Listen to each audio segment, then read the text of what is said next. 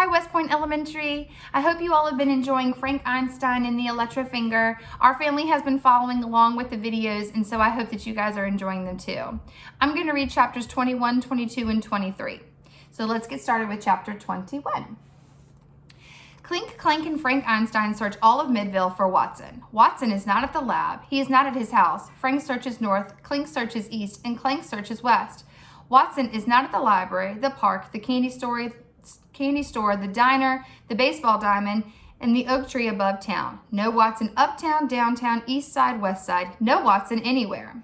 Frank, Clink, and Clank meet back at the lab. They sit down at the workbench, and Frank rolls out a map of Midville that they study, puzzling over where Watson could be. If Watson had a GPS signal like I do, says Clink, I could track him on my map. If Watson could sing robot songs like I do, says Clank, I could find him with my song locator. He doesn't have a GPS and he can't sing at all, says Frank. But if I know Watson, he is trying to solve this mystery. What mystery? Beeps Clank.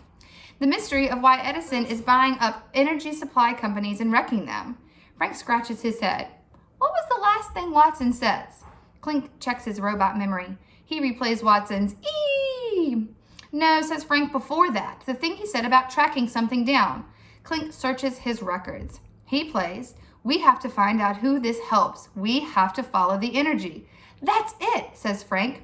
That's our answer to where Watson is. He followed the energy to the one energy source still working. The robot monster's house, says Clank. Frank Einstein mentally checks off the destroyed power sources. The Midville coal plant, the Midville wind farm, the Midville solar array. Grandpa Al sticks his head in Frank's lab to complain about losing all electricity. That darn Midville Power and Light Company? Exactly, says Frank. Huh? Says Clink. 20 minutes later, at the shoreline of the lake, just above the only power supply source in Midville still working, the Midville Hydroelectric Dam, Frank Einstein is once again proved right. Watson, booms Clank. He gives Watson, who happened to be tied and taped to the front of an inflatable raft, a giant Clank hug. Watson, beeps Clink from the bottom of the raft where Clank has dropped him. Exactly, says Frank, hopping into the raft to untape him. Watson! Everyone is so excited that no one notices a long, dark, not human hand untie the raft and push it gently out into the water flowing toward the dam and sign, B-Y-E, B-Y-E, bye-bye, suckers. Chapter 22. Energy, says Frank Einstein, kid genius and inventor. Power that can be converted into motion, light, and heat. Energy in all its different forms. That's what this is all about, Watson. Answers Watson. Frank nods. Oh, yes, of course. Also forces. The way energy is applied. The way energy works in the world. Absolutely right, Watson. Watson wiggles. Roar, roar, roar, roar. Frank Einstein scratches his head with his oversized metal finger. Oh, yeah! This is the perfect chance to test my hypothesis. The ultimate challenge for my Electrofinger invention. Watson, lashed to the front of the rubber raft, drifting ever faster toward a roaring sound at the base of the dam in the river, would like to say, Einstein, this is it. I'm done. You're crazy. This is not the perfect chance to test anything. And help! But Watson can't say any of that because Watson is not only taped to the raft, his mouth is also duct taped completely shut. So all he can do is wiggle, bug his eyes out, and make noises. We are presently moving quickly toward a column of water being sucked under the dam, says Clink. Uh-oh, says Clank. Good observation, says Frank. The sucking sound of the dam, of the dark whirlpooling water ahead, grows suddenly louder and scarier. Watson shakes his head. Roar, roar, roar, some more. I've seen a diagram of this plant, says Frank. The whirlpool is caused by the intake under the dam. The water spins a monster-sized turbine, which runs the generator, which spins metal wire inside a magnetic field, which then produces electricity. Quite right, confirms Clink. I do not want to get sucked underwater and chopped into little bits by a monster turbine. Roar, roar, roar, roar, as Watson. Frank crouches in the front of the raft, resting the Electrofinger on Watson's stomach to aim it. So, my hypothesis is if I can hit the generator with the charge of electricity from the Electrofinger, it will shock stop the generator, and the stop generator will freeze the turbine. The water intake will stop, and we will be free. The raft draws closer to the whirlpool. Now the deep, powerful hum of the spinning turbine rumbles scary loud. Says Clink. Ooh, says Clank, hugging the sides of the raft. Eee, moans Watson, thrashing and bugging his eyes out. Great, says Frank. I knew you guys would approve. Begin experiment. Frank points the electric finger down into the whirlpool where the base of the dam should be. This burst of electrons should hit the generator, reverse its north and south magnetic poles, and stop the generator. Watson nods, which should stop the turbine from spinning. Watson nods and nods, which should keep us from getting sucked under the water and chopped to bits. The raft spins around the outer ring of the whirlpool.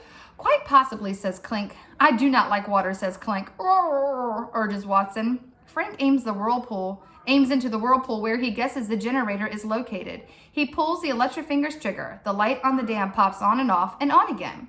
The raft spins further into the circling whirlpool, picking up speed, drifting deeper into the sucking hole in the lake. Frank lowers his aim and fires again. The lights on the dam strobe more quickly, and then pop! The whirlpool swirls, unchanged.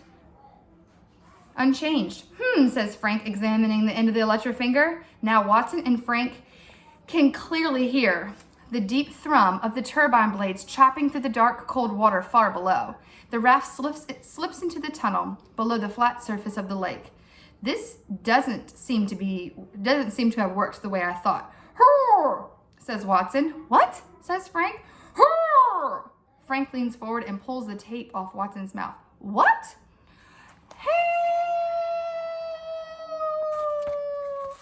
Chapter 23. Exactly 12 kilometers away from Lake Midville, 32 meters above the ground level and on a tall hill, in the operator's cab of a tower crane, through the lenses of black, compact, folding day and night vision binoculars, T. Edison watches a small raft spin around a whirlpool next to the Midville hydroelectric dam. T. Edison watches the raft drop into the swirling funnel and disappear from view. Success! What a fantastic plan! Mr. Chimp, still wearing his yellow hard hat, gives a thumbs up and turns back to the crane controls. We are nowhere near Lake Midville. That lame brain Einstein and his dorky friend and idiot robots have just had a terrible hydroelectric turbine accident. It's clear I had nothing to do with it because I am miles away, and everyone will forget about Einstein's stupid free wireless energy invention. Mr. Chimp pulls the cab-controlled joystick toward him with one big toe. The cab glides down to the tower back towards the ground. Now all of Midville must buy power from me! Mr. Chimp's big toe twitches forward. The cab jerks to a stop, still 20 meters above the ground. Edison lurches up and falls back into his seat. Ugh, I wish you would learn how to operate your heavy machinery just a little bit more smoothly. Mr. Chimp stares at Edison. What? Mr. Chimp stares. A red-tailed hawk flies by the cab window level. What? Mr. Chimp signs. Buy from us. Edison frowns. Listen, you tree-swinging reject. Edison Energy is my company, and people will buy energy from me, not us. Edison Energy, not Chimp Energy. You will get your share. Now stop monkeying around and get us down to the ground so I can get to the real work. Mr. Chimp takes his feet off the controls. He leans forward until his chimp nose is almost touching Edison's human nose. Mr. Chimp tenses the muscles in his face, pulling his lips up slightly apart. It looks like a smile, but it is not a smile. Mr. Chimp leans back in his seat. He pulls his operator's seatbelt tight, pauses for 2 seconds, and then jams the control stick. Up, down, tilt left, tilt right. Edison slides, flips, flops out of his seat, smack against the cab's glass side, and sees the ground 20 long meters below. Mr. Chimp toggles down, tilt, drop, tilt, free fall. I was kidding, yells Edison. He bounces off the ceiling, then to the floor. Stop! Smack, bang, boom. Mr. Chimp pauses. Okay, it's our company. Edison Chimp? Mr. Chimp reaches for the joystick again. Okay, Chimp Edison? Mr. Chimp leans back again. He nods. He folds his arms behind his head, grips the joystick with his left toe, and eases the cab smoothly to the ground.